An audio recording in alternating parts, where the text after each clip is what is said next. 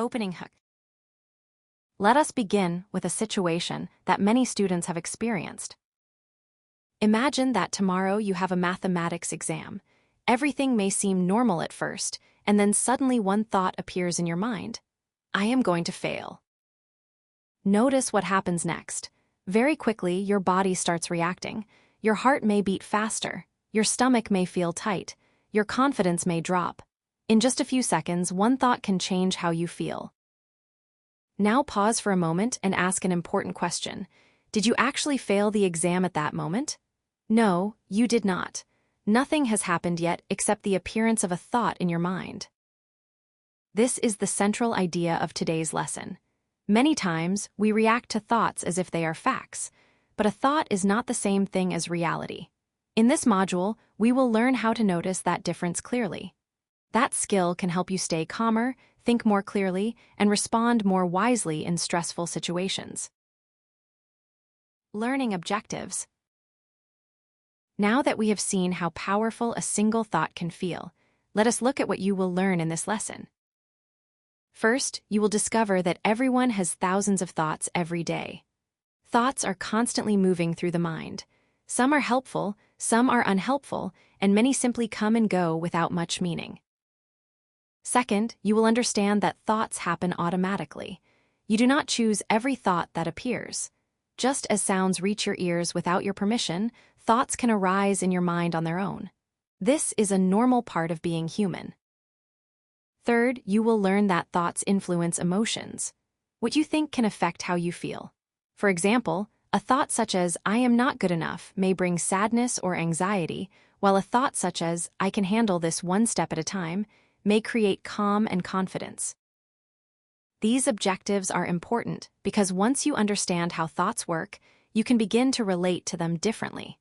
Instead of getting pulled around by every thought, you can learn to observe them with more awareness. Explain. Let us now go deeper into how the mind works.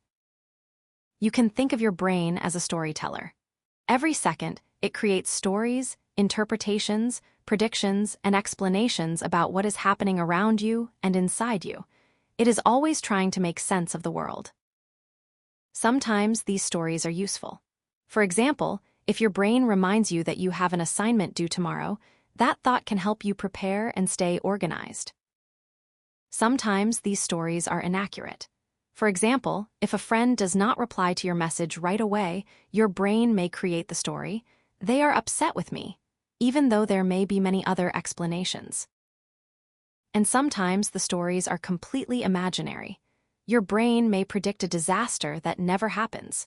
It may tell you that one mistake will ruin everything, even when that is not true at all. So the real challenge is not stopping thoughts. That is not possible. The challenge is learning which stories deserve your attention and which do not. This is where mindfulness becomes very useful. Mindfulness helps you notice thoughts without immediately believing them.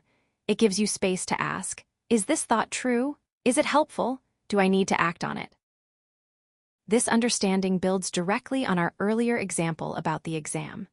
The thought, I am going to fail, may feel powerful, but it is still only a story the mind is telling in that moment. In the next slide, we will look at how thoughts move into emotions and then into behavior. Visual suggestions. This visual shows a very important process. Brain, then thought bubble, then emotion, then behavior. Let us walk through that step by step. First, the brain produces a thought.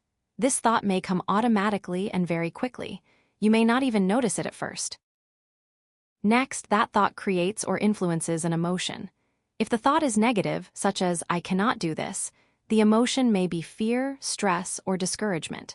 If the thought is balanced and supportive, such as, this is difficult but I can try, the emotion may be steadier and calmer.